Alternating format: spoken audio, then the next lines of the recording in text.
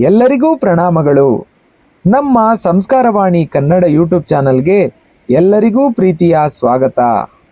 ಸ್ನೇಹಿತರೆ, ನಾವೀಗ ಸುಂದರವಾದ ಪ್ರಕೃತಿ ಮಧ್ಯದಲ್ಲಿರುವಂತಹ ಕುಟ್ರಾಲನಾಥೇಶ್ವರ ದೇವಸ್ಥಾನದ ಬಳಿ ಬಂದಿದ್ದೇವೆ. ಈ ದೇವಾಲಯವು ತೆನ್ಕಾಶಿಯಿಂದ ಸುಮಾರು 5 ಕಿಲೋಮೀಟರ್ ದೂರದಲ್ಲಿದೆ. ಈ ದೇವಾಲಯಕ್ಕೆ ಬರಬೇಕೆಂದರೆ ಮಧುರೆ ಮತ್ತು ತಿರುನಲ್ವೇಲಿಯಿಂದ ಬಸ್ ಮೂಲಕ ಸುಲಭವಾಗಿ ತಲುಪಬಹುದು. ಹಾಗೆ ಕೇರಳದಿಂದ ಪುನಲೂರು ಮೂಲಕವೂ ನಾವು ಬರಬಹುದು. ನಟರಾಜನ 5 ಪಂಚಸಭೆಗಳಲ್ಲಿ ಈ ದೇವಸ್ಥಾನವು ಒಂದನ್ನು ಪ್ರತಿನಿಧಿಸುತ್ತದೆ. ಶಿವನ 5 ನೃತ್ಯ ಮಂದಿರಗಳೆಂದರೆ ಚಿದಂಬರಂ, ಮಧುರೈ, ತಿರುವಲಗಾಡು, ತಿರುನಲ್ವೇಲಿ ಮತ್ತು ಕುಟ್ರಾಲಂ. ಕುಟ್ರಾಲಂ ಅನ್ನು ತ್ರಿಕೂಟಾಚಲಂ ಎಂದೂ ಕರೆಯುತ್ತಾರೆ. ಸ್ನೇಹಿತರೆ, ನಾವೀಗ ಕುಟ್ರಾಲನಾಥ ದೇವಾಲಯದ ಇತಿಹಾಸದ ಬಗ್ಗೆ ತಿಳಿದುಕೊಳ್ಳೋಣ. ಕುಟ್ರಾಲನಾಥ ದೇವಸ್ಥಾನವು ಶಿವನ 275 ಪವಿತ್ರ ನಿವಾಸಗಳಲ್ಲಿ ಒಂದಾಗಿದೆ. ಶಿವನು ಕುಟ್ರಾಲನಾಥರ ಹೆಸರಿನಲ್ಲಿ ಈ ದೇವಾಲಯದ ಅಧ್ಯಕ್ಷತೆ ವಹಿಸುತ್ತಾನೆ. ದೇವಾಲಯದ ಪ್ರಧಾನ ದೇವತೆಯಾಗಿ ಶಿವನು ಈ ದೇವಾಲಯದ ಮೇಲೆ ಅದ್ಭುತವಾದ ಸ್ವಯಂ ವ್ಯಕ್ತವಾದ ಲಿಂಗವಾಗಿ ಆಳ್ವಿಕೆ ನಡೆಸುತ್ತಾನೆ. ಈ ದೇವಾಲಯವು ಪಶ್ಚಿಮ ಘಟ್ಟಗಳಲ್ಲಿರುವ ತಿರುಕೂಡಮಲೈ ಬೆಟ್ಟಗಳ ಹಚ್ಚ ಹಸಿರಿನ ಪರ್ವತಗಳು ಮತ್ತು ಜನಪ್ರಿಯ ಶಿವಮತುಗೈ ಜಲಪಾತಗಳಿಂದ ಸುತ್ತುವರೆದಿರುವ 3.5 ಎಕರೆ ಫಲವತ್ತಾದ ಭೂಮಿಯಲ್ಲಿದೆ. ಎಷ್ಟು ಚಂದದ ಪ್ರಕೃತಿ ನೋಡಿ. ದೇವಸ್ಥಾನದ ಬದಿಯಲ್ಲೇ ಜಲಪಾತ. ದೇವಸ್ಥಾನ ಕಟ್ಟಲು ಎಂತಹ ಒಳ್ಳೆಯ ಸ್ಥಳವನ್ನು ಆಯ್ಕೆ ಮಾಡಿಕೊಂಡಿದ್ದಾರಲ್ಲವೇ.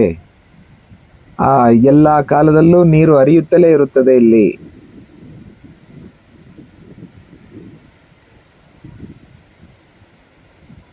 ದೇವಸ್ಥಾನಗಳೆಲ್ಲ ನದಿ, ತೊರೆಗಳು ಇಂತಹ ಸ್ಥಳಗಳಲ್ಲೇ ಹೆಚ್ಚಾಗಿ ಕಟ್ಟಿರುತ್ತಾರೆ ಇಂದಿನ ಕಾಲದಲ್ಲಿ.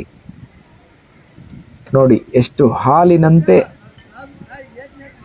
ರಭಸವಾಗಿ ಬೀಳುತ್ತಿದೆ ನೀರು. ಇನ್ನು ಹತ್ತಿರ ಹೋಗಿ ನೋಡೋಣ. ಮನಸ್ಸಿಗೆ ಉಲ್ಲಾಸವಾಗುತ್ತದೆ. ನೋಡಿ, ಪ್ರಕೃತಿ ರಮ್ಯವಾಗಿದೆ. ದೇವಸ್ಥಾನದ ಸುತ್ತು ಹಸಿರಿನ ಸಿರಿ.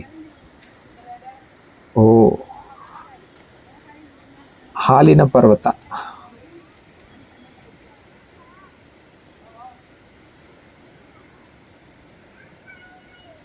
ನೀವೇ ನೋಡಿ ಸ್ನೇಹಿತರೆ.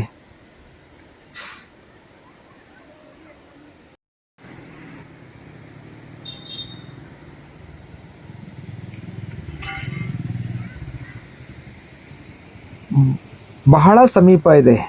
ಜಲಪಾತಕ್ಕೂ ದೇವಸ್ಥಾನಕ್ಕೂ ಒಂದು 40 ಹೆಜ್ಜೆ ಅಂತರ.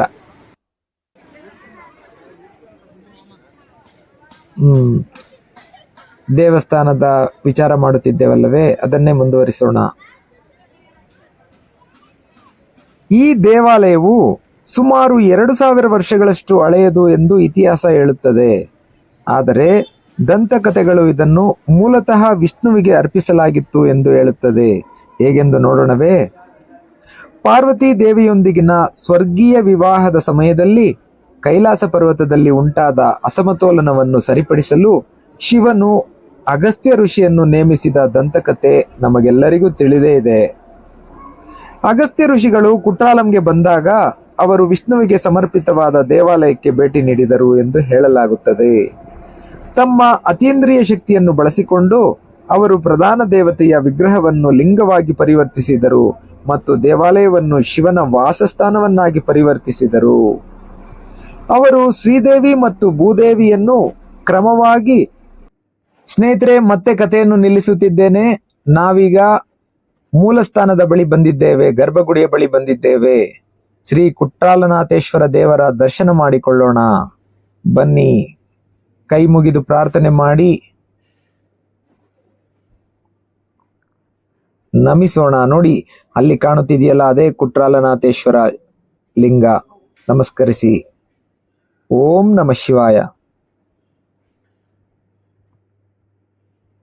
ಶಿಲಾ ಪ್ರತಿಮೆಗಳು ಬಹಳ ಅದ್ಭುತವಾಗಿದೆ.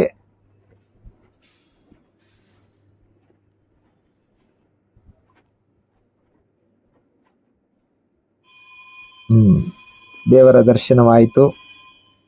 ಈಗ ಮಾತನಾಡುತ್ತಾ ಹೋಗೋಣ.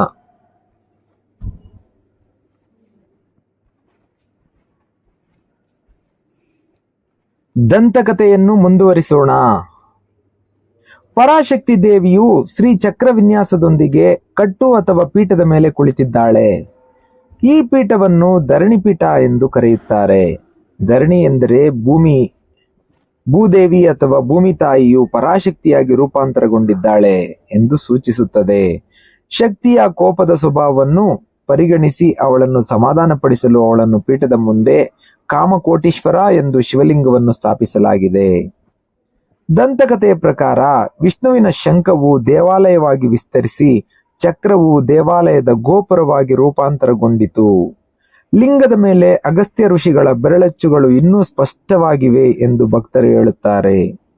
ಅಗಸ್ತ್ಯ ಋಷಿಗಳು ವಿಷ್ಣುವಿನ ಮೂರ್ತಿಯನ್ನು ಕುಗ್ಗಿಸಿದ ಕಾರಣ ಈಗ ಪೀಠಾಧಿಪತಿಯಾಗಿರುವ ಶ್ರೀ ಕುಟ್ರಾಲನಾಥರಿಗೆ ಶಾಶ್ವತ ತಲೆನೋವು ಇದೆ ಎಂದು ನಂಬಲಾಗಿದೆ. ಆದ್ದರಿಂದ ದೈನಂದಿನ ಆಚರಣೆಯಾಗಿ ದೇವರು ಕುಟ್ರಾಲನಾಥರನ್ನು 64 ಗಿಡಮೂಲಿಕೆಗಳ ವಿಶೇಷ ಮಿಶ್ರಣದಿಂದ ಪ್ರತಿಷ್ಠಾಪಿಸಲಾಗುತ್ತದೆ. ಅದೇ ಗಿಡಮೂಲಿಕೆ ಮಿಶ್ರಣವನ್ನು ರಾತ್ರಿಯ ಪ್ರಸಾದವಾಗಿ ತಯಾರಿಸಲಾಗುತ್ತದೆ. ಈ ದೇವಾಲಯವು 5 ಪ್ರವೇಶ ದ್ವಾರಗಳನ್ನು ಹೊಂದಿದ್ದು 4 ವೇದಗಳನ್ನು ಪ್ರತಿನಿಧಿಸುತ್ತವೆ ಮತ್ತು ಒಂದು ಶಿವನ ನೃತ್ಯವನ್ನು ಆನಂದಿಸಲು ದೇವಾಲಯಕ್ಕೆ ಬಂದ ಪೀಲವೇಂದನಿಗೆ ವಿಶೇಷ ಪ್ರವೇಶ ದ್ವಾರವಾಗಿ ಕಾರ್ಯನಿರ್ವಹಿಸುತ್ತದೆ. ಈ ದೇವಾಲಯದಲ್ಲಿರುವ ದೇವತೆಗಳು ಹಗಲಿನಲ್ಲಿ ಭಗವಂತನನ್ನು ಪೂಜಿಸುತ್ತಾರೆ ಮತ್ತು ಅಗಸ್ತ್ಯ ಋಷಿಗಳು ರಾತ್ರಿಯಲ್ಲಿ ಪೂಜಿಸುತ್ತಾರೆ ಎಂದು ನಂಬಲಾಗಿದೆ. ಈ ದೇವಾಲಯದಲ್ಲಿರುವ ದ್ವಾರಪಾಲಕರು ಪರಸ್ಪರ ಮಾತನಾಡುತ್ತಿರುವಂತೆ ಕಾಣುವಂತೆ ವಿನ್ಯಾಸಗೊಳಿಸಲಾಗಿದೆ. ಅವು ಬಹಳ ವಿಶಿಷ್ಟವಾಗಿದೆ. ದೇವಾಲಯವು ಅಗ್ನಿ, ಭೂಮಿ, ನೀರು, ಗಾಳಿ ಮತ್ತು ಬಾಹ್ಯಾಕಾಶವನ್ನು ಪ್ರತಿನಿಧಿಸುವ ಪಂಚಭೂತಲಿಂಗಗಳನ್ನು ಸಹ ಹೊಂದಿದೆ. ತಿರುಕುಟ್ರಾಲನಾಥ ಸ್ವಾಮಿ ದೇವಾಲಯದ ಸಮಯವೇನೆಂದರೆ ಬೆಳಗ್ಗೆ 6ರಿಂದ ಮಧ್ಯಾಹ್ನ 12ರವರೆಗೆ, ಸಂಜೆ 4:30ರಿಂದ ರಾತ್ರಿ 8ರವರೆಗೆ ತೆರೆದಿರುತ್ತದೆ. ಕುಟ್ರಾಲಂ ಶಿವನ ಪಂಚಸಭಾ ಕ್ಷೇತ್ರಗಳಲ್ಲಿ ಒಂದಾದ ಚಿತ್ರಸಭಾ ದೇವಾಲಯಕ್ಕೂ ನೆಲೆಯಾಗಿದೆ.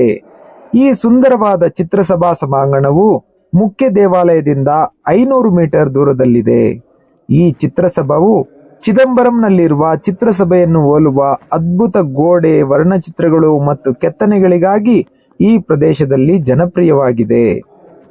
ಚಿತ್ರಸಭೆಯಲ್ಲಿನ ಹಲವಾರು ಕೆತ್ತನೆಗಳು, ದಂತಕಥೆಗಳು, ದೇವತೆಗಳು ಮತ್ತು ಕುಟ್ರಾಲಂನಲ್ಲಿ ನಡೆದ ಕೆಲವು ಮಹತ್ವ ಧಾರ್ಮಿಕ ಘಟನೆಗಳನ್ನು ಚಿತ್ರಿಸಿದೆ. ಈ ದೇವಸ್ಥಾನದ ಇನ್ನೊಂದು ದಂತಕಥೆ ಏನೆಂದರೆ, ಶಿವ ಮತ್ತು ಪಾರ್ವತಿಯರ ದೈವಿಕ ವಿವಾಹದ ಸಮಯದಲ್ಲಿ ಶಿವನ ವಾಸಸ್ಥಾನವಾದ ಕೈಲಾಸದಲ್ಲಿ ಭಾರೀ ಜನಸಂದಣಿ ಇತ್ತು. ಅಗಸ್ತ್ಯ ಋಷಿ ಈ ಘಟನೆಯನ್ನು ನೋಡಲು ಸಾಧ್ಯವಾಗಲಿಲ್ಲ ಮತ್ತು ಈ ಸ್ಥಳದಲ್ಲಿ ಶಿವನನ್ನು ಪ್ರಾರ್ಥಿಸಿದರು. ಅವನ ಭಕ್ತಿಯಿಂದ ಸಂತೋಷಗೊಂಡ ಶಿವನು ಋಷಿ ಮತ್ತು ಅವನ ಪತ್ನಿ ಲೋಪಮುಂದ್ರ ಮತ್ತು ಪಾರ್ವತಿ ತನ್ನ ವಿವಾಹ ಉಡುಪಿನಲ್ಲಿ ಕಾಣಿಸಿಕೊಂಡನು.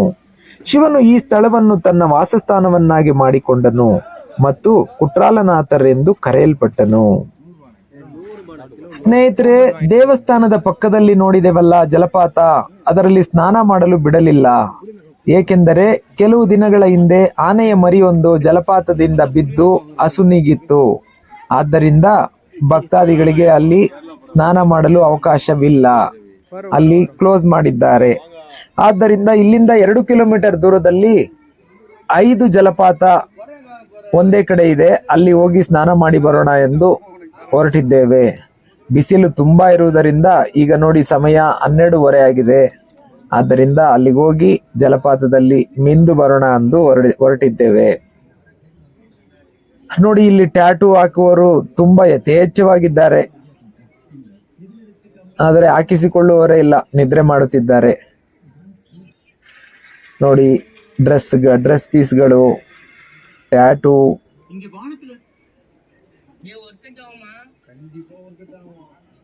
ಪರ್ಚೇಸಿಂಗ್ ದಾರಗಳು, ಮಣಿಗಳು,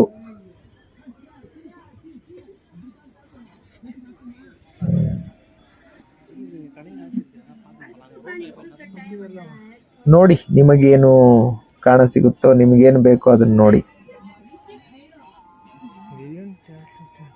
ಟ್ಯಾಟೂ ಹಾಕೋರೆಲ್ಲ ರೆಸ್ಟ್ ಅಲ್ಲೇ ಇದ್ದಾರೆ.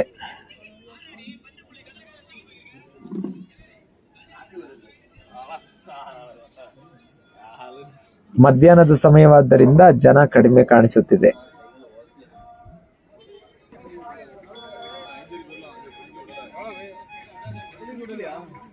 ಅರುಳ್ಮಿಗ ತಿರುಕುಟ್ರಾಲಂ ಸ್ವಾಮಿ ಟೆಂಪಲ್ ಎಂಟ್ರೆನ್ಸ್. ನಾವು ಎಂಟ್ರೆನ್ಸ್ ಇಂದ ಹೊರಗೆ ಬಂದಿದ್ದೇವೆ. ಈಗ ಆಟೋ ಅಥವಾ ಬಸ್ ಹುಡುಕುತ್ತಿದ್ದೇವೆ. ಈಗ ಒಂದು ಆಟೋ ಸಿಕ್ಕಿತ್ತು. ಈ ಆಟೋದಲ್ಲೇ ಹೋಗೋಣ ಎಂದು ಹೊರಟಿದ್ದೇವೆ. ಬನ್ನಿ ಸ್ನೇಹಿತರೆ, ಹೋಗಿ ಜಲಪಾತದಲ್ಲಿ ಸ್ನಾನ ಮಾಡಿ ಬರೋಣ. ರಸ್ತೆಗಳೆಲ್ಲ ಖಾಲಿ ಖಾಲಿ ಇದೆ.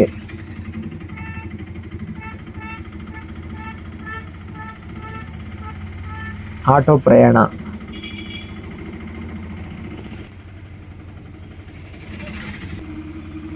ಆಟೋ ಮಾತಾಡಿಕೊಂಡಿದ್ದೇವೆ. ಇವರೇ ಕರೆದುಕೊಂಡು ಹೋಗಿ ಮತ್ತೆ ಕರೆದುಕೊಂಡು ಬರುವ ಹಾಗೆ. 200 ರೂಪಾಯಿ, 200 rupees.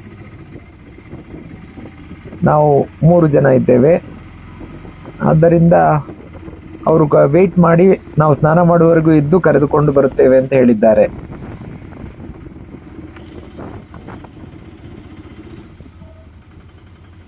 ಇಲ್ಲಿ ನೀರುಗಳಿಗೆ ಏನೂ ಸಮಸ್ಯೆ ಇಲ್ಲ.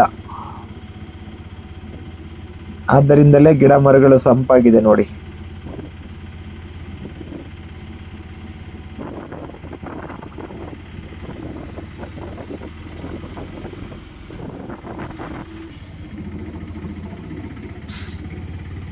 ಎಮ್ಮೆಗಳು ದಾರಿಯಲ್ಲೇ ಸಾಗುತ್ತಿದೆ.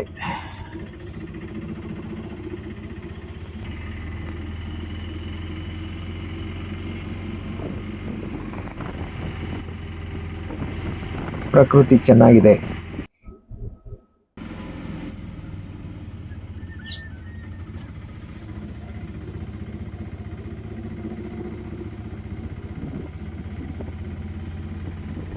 ಸ್ನೇಹಿತರೆ, ತೆನ್ಕಾಶಿಗೆ ಬಂದರೆ ಕುಟ್ರಾಲಂಗೆ ಬರಲು ಮರೆಯಬೇಡಿ.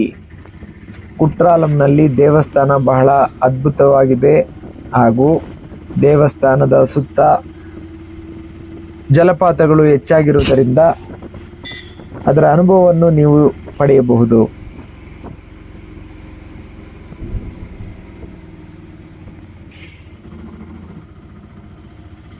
ಇನ್ನೇನು ಹತ್ತಿರದಲ್ಲೇ ಜಲಪಾತ ಇದೆ ಅಂತ ಅನಿಸುತ್ತಿದೆ.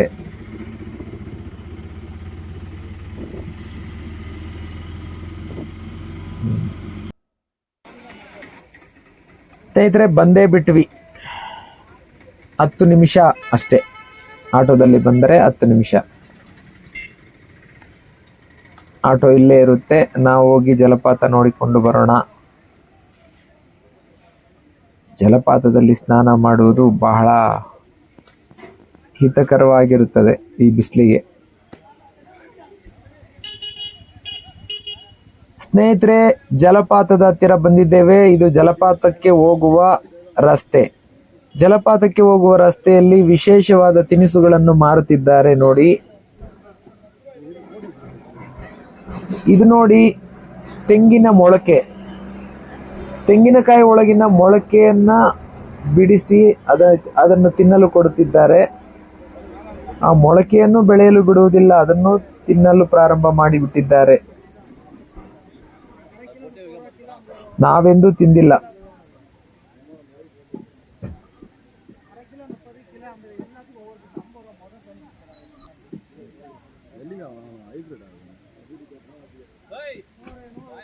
ನಮಗೆ ತಿನ್ನಲು ಮನಸ್ಸಿಲ್ಲ, ಆದ್ದರಿಂದ ಬೆಲೆ ಕೇಳುವುದು ಬೇಡ.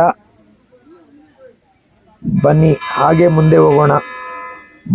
ವಾಟರ್ ಆಪಲ್ ನೋಡಿ, ಸೂಪರ್ ಆಗಿದೆ. 2 ಕಲರ್ ಅಲ್ಲಿ ಇದೆ ನೋಡಿ. ಇದನ್ನ ಶುಗರ್ ಕಾಯಿ ಅಂತಾನೂ ಕರೀತಾರೆ. ಇದು ನೋಡಿ, ಉದ್ದ ನೆಲ್ಲಿಕಾಯಿ. ನಾವು ಚಿಕ್ಕಂದಿನಲ್ಲಿ ತಿಂತಾ ಇದ್ವಿ. ಇದು ನೀರಿನ ಅಂಶ ಜಾಸ್ತಿ ಇರುತ್ತೆ. ಇಲ್ಲಿ ಮತ್ತೆ ತೆಂಗಿನಕಾಯಿ ಮೊಳಕೆ. ಬನ್ನಿ ನಾವು ಹಾಗೆ ಮುಂದೆ ಹೋಗೋಣ.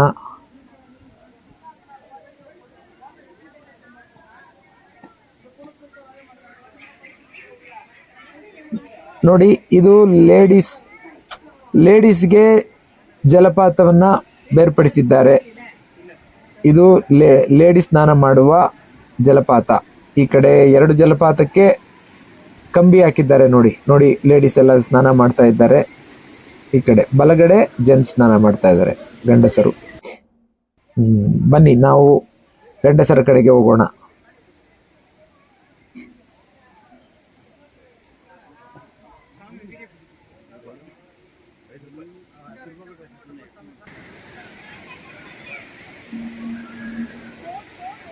ವಾವ್, ಸಖತ್ತಾಗಿದೆ ನೋಡಿ.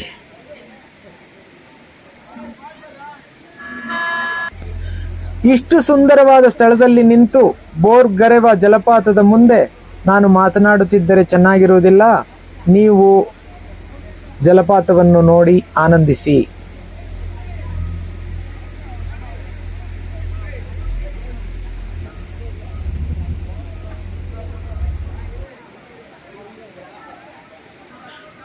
ಇಲ್ಲಿದೆ ನೋಡಿ ಪೊಲೀಸ್ ಚೌಕಿ.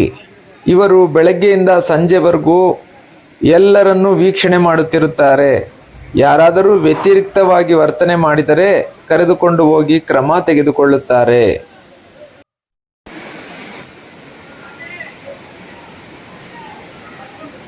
ಬೋರ್ಗರೆವ ಜಲಪಾತ.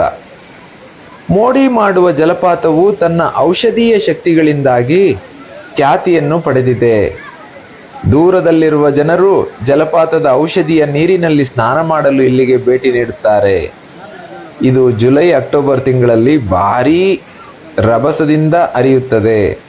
ಈ ತಿಂಗಳುಗಳಲ್ಲಿ ಸಿಹಿ ನೀರಿನ ಕೊಳವು ಕಿಕ್ಕಿರಿದು ತುಂಬಿರುತ್ತದೆ ಮತ್ತು ನೀವು ಅದರೊಳಗೆ ಈಜುವುದಕ್ಕೆ ಗಂಟೆಗಳವರೆಗೆ ಕಾಯಬೇಕಾಗುತ್ತದೆ.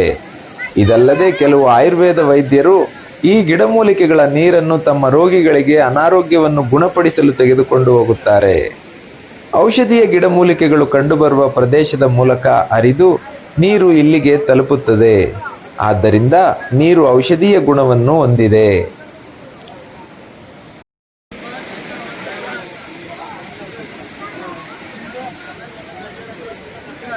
ಕೊನೆಯದಾಗಿ ಜಲಪಾತವನ್ನು ನೋಡಿಕೊಳ್ಳಿ. ನೋಡಿ, ಗ್ರಿಲ್ ಹಾಕಿದಾರಲ್ಲ, ಆದ್ರಿಂದ ಆ ಕಡೆ ಹೆಂಗಸರು ಸ್ನಾನ ಮಾಡುತ್ತಾರೆ, ಈ ಕಡೆ ಗಂಡಸರು ಸ್ನಾನ ಮಾಡುತ್ತಾರೆ. 5 ಕಡೆ ನೀರು ಹರಿಯುವುದರಿಂದ 5 ಫಾಲ್ಸ್ ಅಂತ ಕರೀತಾರೆ ಇದಕ್ಕೆ.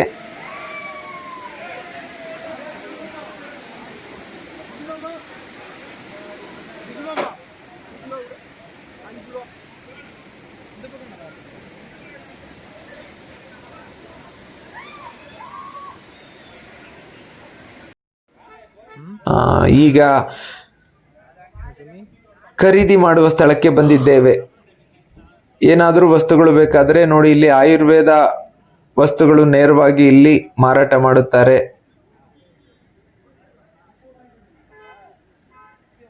ಇಲ್ಲಿ ಮಸಾಜ್ಗೆ ಅಡ್ವರ್ಟೈಸ್ಮೆಂಟ್ ಮಾಡಿದ್ದಾರೆ, ಆಯುರ್ವೇದ ಮಸಾಜ್.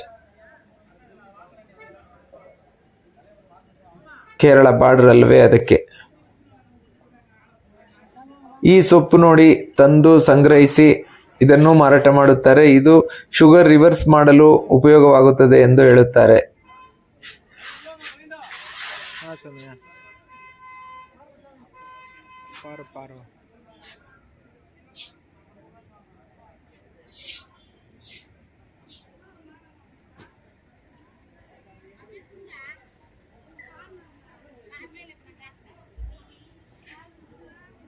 ಇಲ್ಲಿ ನೋಡಿ, ತಾಜಾ ಚಿಪ್ಸ್ ಮಾಡುತ್ತಾರೆ. ರಾಶಿ ರಾಶಿ ಬಾಳೆಕಾಯಿ ಹಾಕಿಕೊಂಡು. ನಾವು ಮತ್ತೆ ಕುಟ್ರಾಲಂ ದೇವಸ್ಥಾನದ ಬಳಿ ಬಂದೆವು. ಇಲ್ಲಿ ಲಗೇಜ್ ಇಟ್ಟಿದ್ದ ಕಾರಣ ಲಗೇಜ್ ತೆಗೆದುಕೊಂಡು ಹಾಗೆ ಚಿಪ್ಸು, ಹಲ್ವಾ ಮತ್ತೆ ಬೇಕಾದ ವಸ್ತುಗಳನ್ನು ತೆಗೆದುಕೊಂಡು ಹೋಗಲು ಬಂದಿದ್ದೇವೆ. ಇಲ್ಲಿ ಕೇರಳ ಸ್ಯಾರಿ ಕಡಿಮೆ ಬೆಲೆಗೆ ಸಿಗುತ್ತದೆ. ಎಲ್ಲ ದೊಡ್ಡ ದೊಡ್ಡ ಅಂಗಡಿಗಳೇ ಇದೆ ಇಲ್ಲಿ. ಈ ವಾತಾವರಣ ನೋಡಿದರೆ ನೋಡಿ, ಇದೇ ಜೋಗ್ ಫಾಲ್ಸ್ ಇರುವ ಕಡೆ. ಈ ಅದ್ಭುತವಾಗಿದೆ ನೋಡಲು, ಮತ್ತೆ ಮತ್ತೆ ನೋಡಬೇಕೆನಿಸುತ್ತದೆ.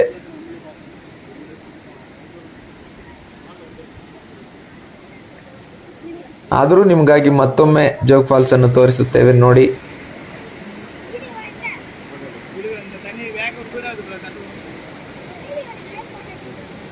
ಹಬ್ಬ, ದೇವಸ್ಥಾನ ಜೋಗ್ ಫಾಲ್ಸ್ ಎರಡು ಪಕ್ಕ ಪಕ್ಕ.